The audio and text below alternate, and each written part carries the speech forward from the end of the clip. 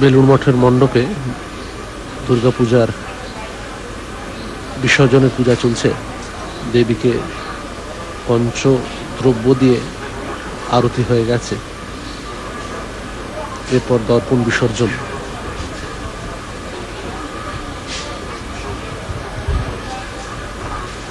বিকেলবেলা প্রতিমার নিরঞ্জন হবে বেলুড় মঠেই মা শারদার ঘাটে। দেবীকে প্রদক্ষিণ করবেন পূজারী তন্ত্রধারক, তারই প্রস্তুতি।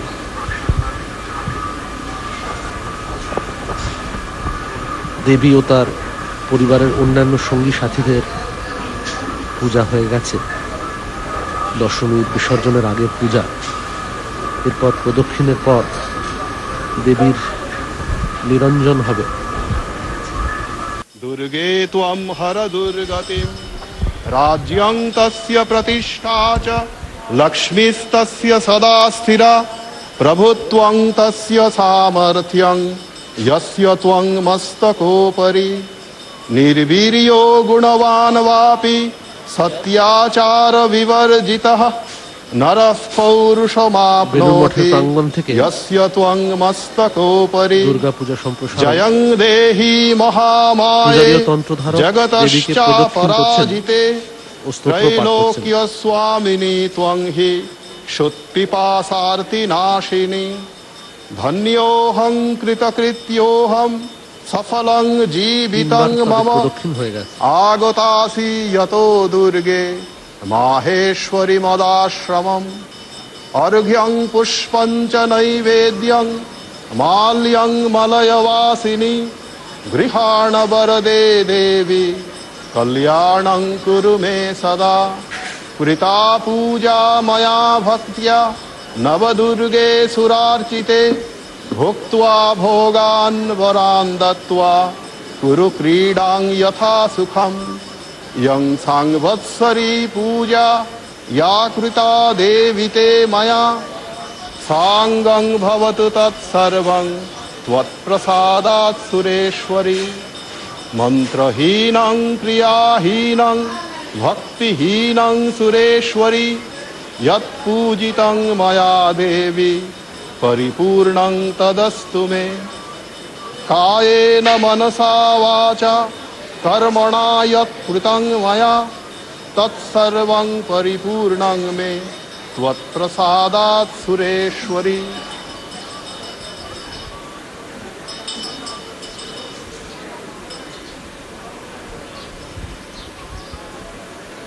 দেবীকে প্রার্থনা মন্ত্র উচ্চারণ করা হয়ে গেল। এরপর দেবী ঘটের দিকে যাচ্ছেন।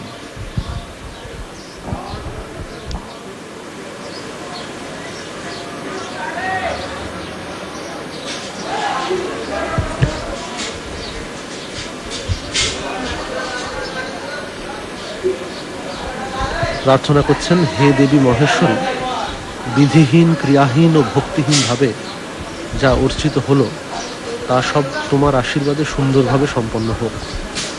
ব্রহ্মাদি দেবতারা যেখানে তোমার পূজা করতে সমর্থ হন না, সেখানে আমি অল্পবুদ্ধি ও মরণশীল মানুষ কি বা করব।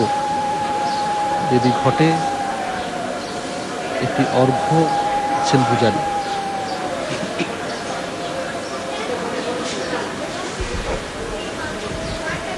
তার কোষা থেকে সামান্য জল এই ঘটের উপরে দিয়ে দেওয়া হল।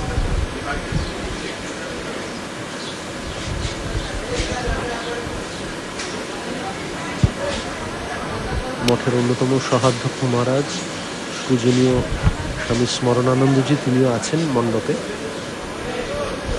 সকলে সমবেত হয়েছেন এই দর্পণ ওম বিধিহীনং ক্রিয়াহীনং ভক্তিহীনং যদর্চিতম সাঙ্গং ভবতু তৎসর্বং ত্বৎপ্রসাদান মহেশ্বরী শক্নুবন্তি নতে পূজাং কর্তুং ব্রহ্মাদয়সুরাঃ অহং কিং বা করিষ্যামি মৃত্যুধর্মা নরোল্পধীঃ ন জানেহং তেম্ব রূপং ন শরীরং ন বা গুণান একামেব হি জানামি ভক্তিং ত্বচ্চরণাব্জয়োঃ तां भक्तिं हृदि सम्भाव्य शारदर्चां प्रगृह्य च गच्छ देवी निजस्थानं मह्यं दत्त्वा वरान् बहून् ॐ यद्दत्तं भक्तिभावेन पत्रं पुष्पं फलं जलम् आवेदितं च नैवेद्यं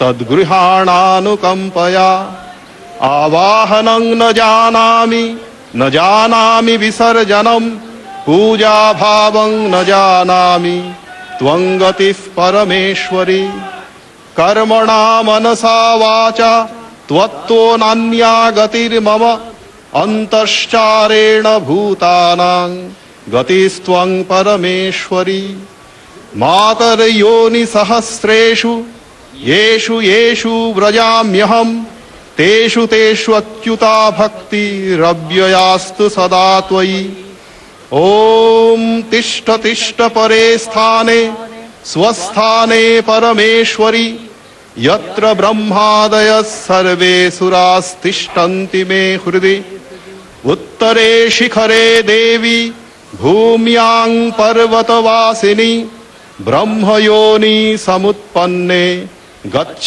देवी ममान्तरम्।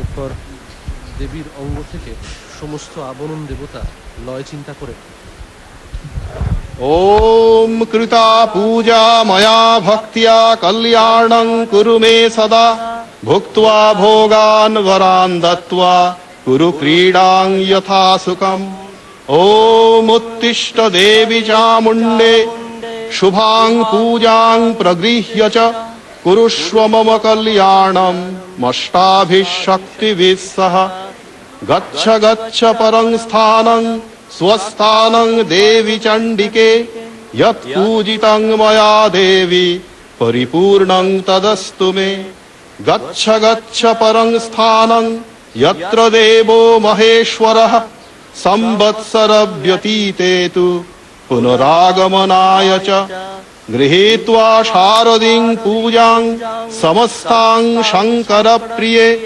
गच्छ देवी महाभागे अष्टाभिः शक्तिभिः सह यथाशक्ति कृता पूजा भक्त्या कमललोचने साङ्गं भवतु तत्सर्वं त्वत्प्रसादान् महेश्वरि उत्तिष्ठ देवी चामुण्डे शुभां पूजां प्रगृह्य च व्रजस्रोतजले वृद्ध्यै स्थापितासि जले त्विह निमध्याम्बसि संपूज्य पत्रिका वर्जिता जले पुत्रायुर्धनवृद्ध्यर्थं स्थापितासि जले मया।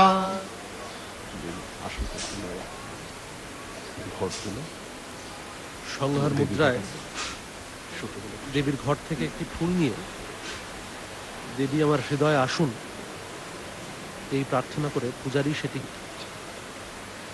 আবার ঘটে ছেড়ে দিলেন।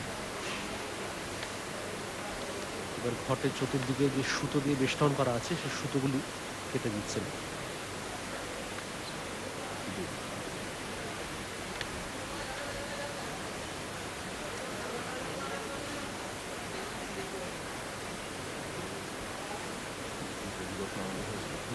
বিকালবেলার আনুষ্ঠানিক নিরঞ্জনের আগেই বিধিবদ্ধ নিরঞ্জন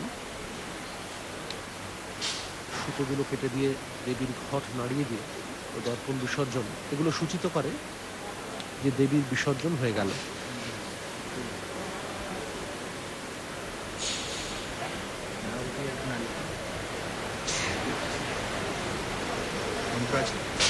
পূজারী দেবীর ঘটের চতুর্দিকে ॐ क्षमस्व देवी चामुण्डे रम्भा वृक्ष समाश्रिते गच्छ देवी शिवागारं पार्वती वरदा सदा ॐ कालिका त्वं समाख्याता कच्ची वृक्षं समाश्रिता गच्छ देवी महाभागे धनपुत्र प्रदा भव।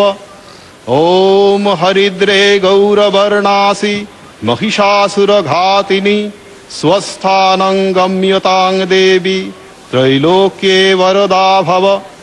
ओम जयन्ती जयदे लोके सर्वलोक जयप्रदे कृपां कुरुष्व देवी त्वं संसार बंध मोक्षणे। ओम भद्रकाली समाख्याता बिल्व वृक्ष समाश्रिता गच्छ गच्छ परं स्थानं वरदा भव सर्वदा। ओम दाडिमी सुखदे रम्ये वृद्ध्यर्थं सुरसुन्दरी गम्यतां देवी कैलासं मम काम प्रदा भव। ओम अशोके सुखदा तुष्टा लोक विघ्न विनाशिनी कौमारी रूप संस्थाने मामशोकं सदा कुरु। ओम माहेश्वरी समाख्याता मान वृक्षेषु संस्थिता सर्वत्र सुखदे देवी गच्छतु निज मंदिरम्।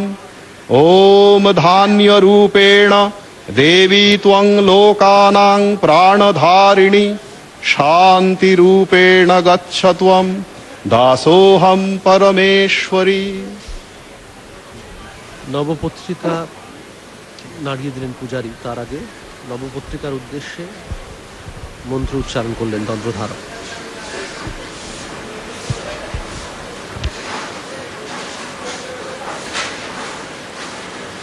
দেবীর সঙ্গে সঙ্গে অন্যান্য যে ঘট, গণেশ ঘট, বোধন ঘট, কল্পারম্ভ ঘট, সেগুলো নাড়িয়ে দেওয়া হবে।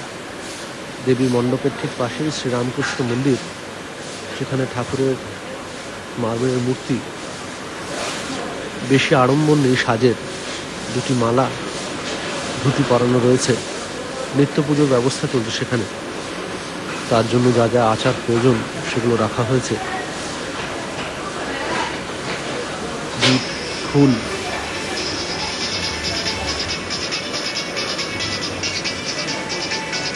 সামনের উঁচু টেবিল, তার উপরেই পূজার দ্রব্যগুলো এক এক করে রাখা হয় আর নিবেদন করা হয়। শ্রীরামকৃষ্ণের ভস্মাস্থি এই মন্দিরের ঠিক তলায় প্রথিত করা আছে।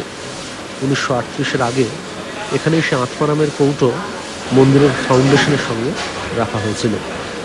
পরবর্তীকালে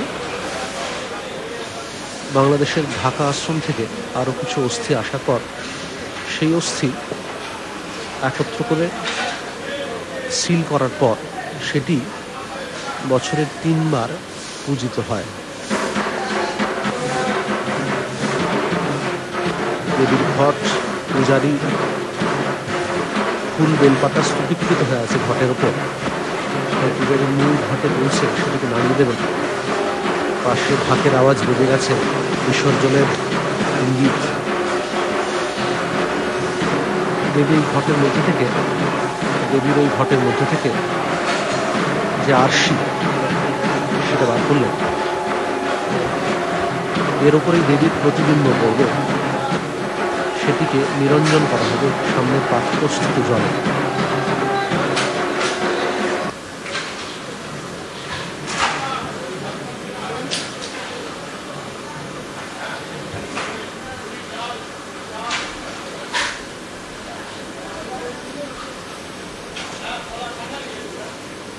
অগরুযুক্ত সামান্য হলুদযুক্ত নির্মল জলে এই দর্পণ বিসর্জন করা হবে। তার আগে পাঠ করছেন তন্ত্রধারক,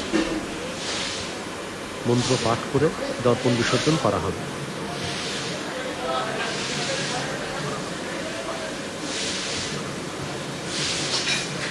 হয়ে গেল মন্ত্রপাঠ, দর্পণ বিসর্জন। দেখতে পাচ্ছেন সামনে যে দর্পণ, সেটি আসলে একটি ধাতু নির্মিত একটি ছোট্ট আধার। সেখানে দেবীর প্রতিবিম্ব দেখে নিরঞ্জন করা হয়েছে, তার উপর একটি ফুল রাখা হয়েছে।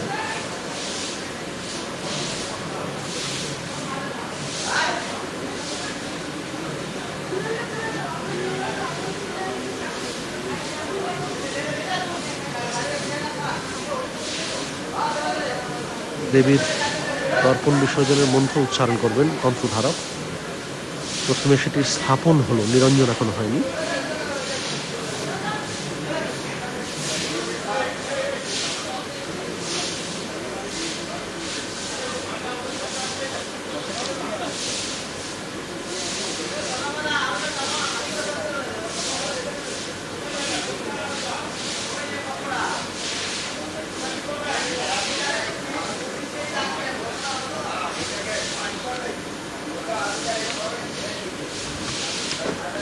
দেবীর দর্পণ বিসর্জনের সময় তন্ত্রধারক মন্ত্র পাঠ করবেন। হে দেবী দুর্গে চণ্ডীকে সুরনায়িকে, তুমি জলে নিমজ্জিতা হও। পুত্র, আয়ু ও ধন বৃদ্ধির জন্য তুমি আমার দ্বারা জলে আস্থিতা হলে। পূজারি এরপর অচ্ছিদ্র অবধারণ, যাতে তার পূজার মধ্যে যা ত্রুটি, যা ছিদ্র রয়েছে সেটি দূরের জন্য দেবীর কাছে প্রার্থনা করবেন।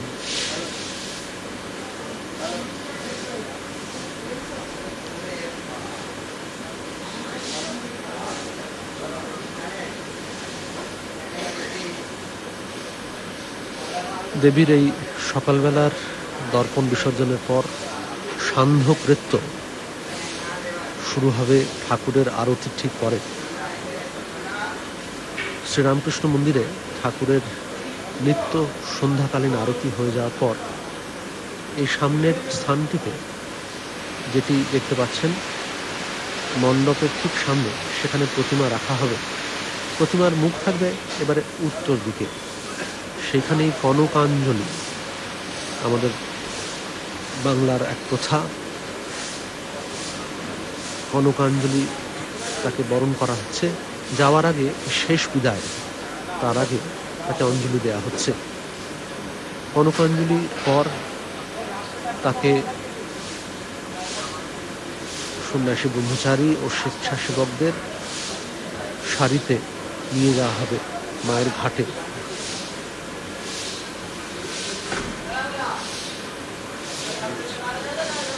উনিশশো ১ সালে সেই প্রথমবারের দুর্গাপুরা পূজা, তার বিসর্জনের কথা আমরা পাই স্মৃতিকথায়। সেই স্মৃতিকথায় বলা হচ্ছে সেইবার নৌকায় করে বিসর্জন হয়েছিল। এখন যেটিকে স্বামীজির ঘাট বলা হয়, সম্ভবত সেটি থেকে স্বামীজি দোতলার বারান্দা থেকে দেখেছিলেন এই বিসর্জন। তার শরীর ভালো ছিল না। স্বামী ব্রহ্মানন্দ, যার নিশ্ছিদ্র চেষ্টায় সে প্রথমবারের পূজা সম্পন্ন হয়েছিল, তিনি নিজে দুর্গা প্রতিমার সামনে এসে নৌকার মধ্যে দেবীর উদ্দেশ্যে নাচেন। এই 4 দিনের নানা আচারের মধ্যে দিয়ে নানা দেবদেবীকে প্রণতি জানিয়ে তাদের উদ্দেশ্যে নানা উপচারে পূজা হলো। দেবী, তার পরিবার, তার শক্তি, নানা শক্তি তার, নানা দেশে নানা স্থানে তিনি পূজিতা হন। তাই দেখা যায় এই পূজার মধ্যে দেশবাসিনীর পূজা, অর্থাৎ দেবী বিভিন্ন পীঠস্থানে নানা নামে তিনি আছেন। কালীঘাটে, ভবতারিণীর মন্দিরে, দক্ষিণেশ্বরে, কামাখ্যায়, এই যে নানা পীঠে তার এই সকল আবির্ভাবদের স্মরণ করে পূজা করা হয়। বেলুড়মঠের শ্রীরামকৃষ্ণ মন্দির দেখা যাচ্ছে চমৎকার কারুকার্য মন্দিরে। তার পাশেই দর্পণ বিসর্জনের প্রায় শেষ লগ্নে আমরা চলে এসেছি। একটু আগে নবপত্রিকাবাসী এই শাড়ি পরিহিতা 9খানি গাছ, তাকেও বিধি বাধিও বিসর্জন দেওয়া হয়েছে। দেবীরও সুতো কেটে দেওয়া হয়েছে, ঘট নাড়ানো হয়েছে।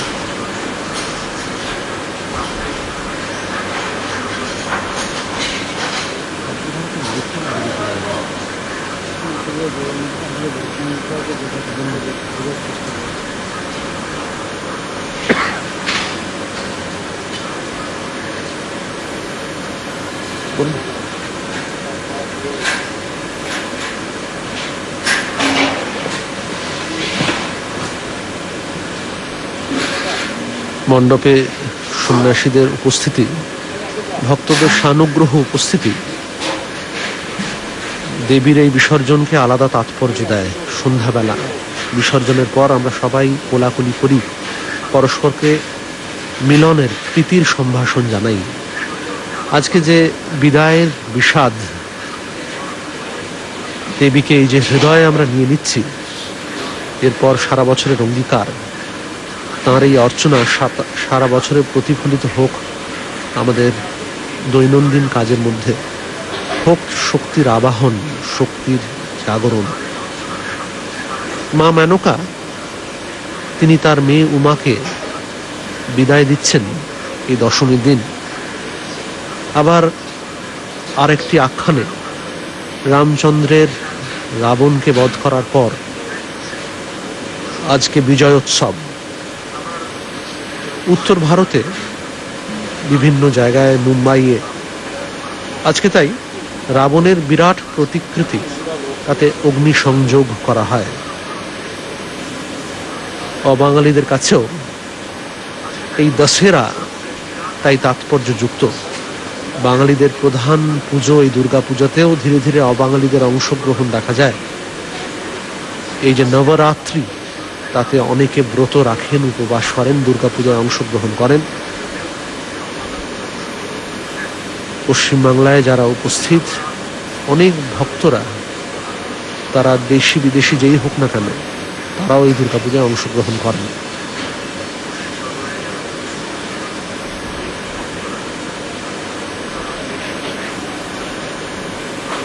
বেলুড় মঠের পূজা শুরু হয় 1901 সালে।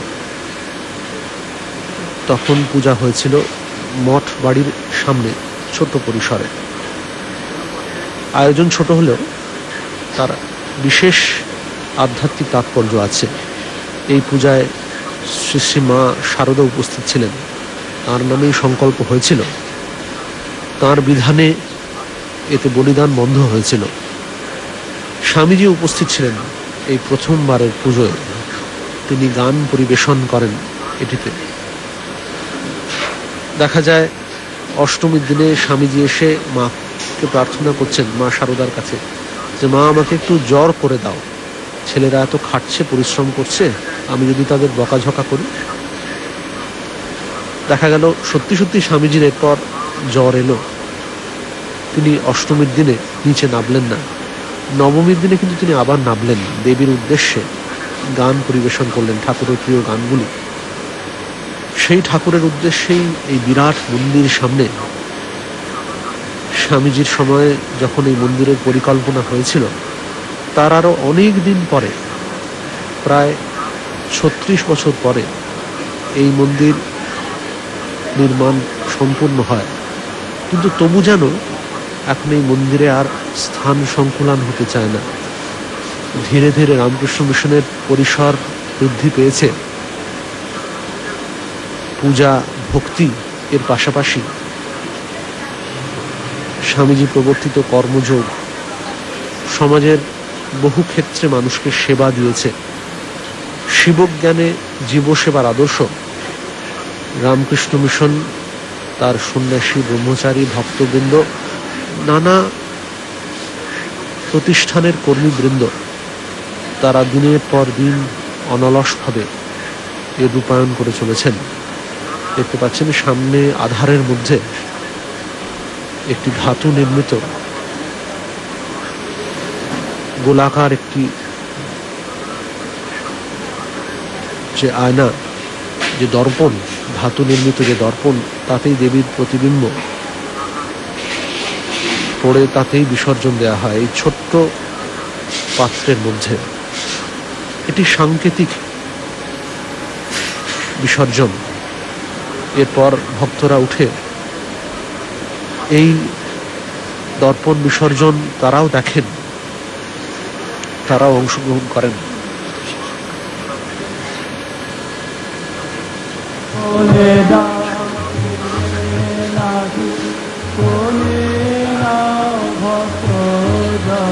তোমার মা বলে কোলে নাও ভক্ত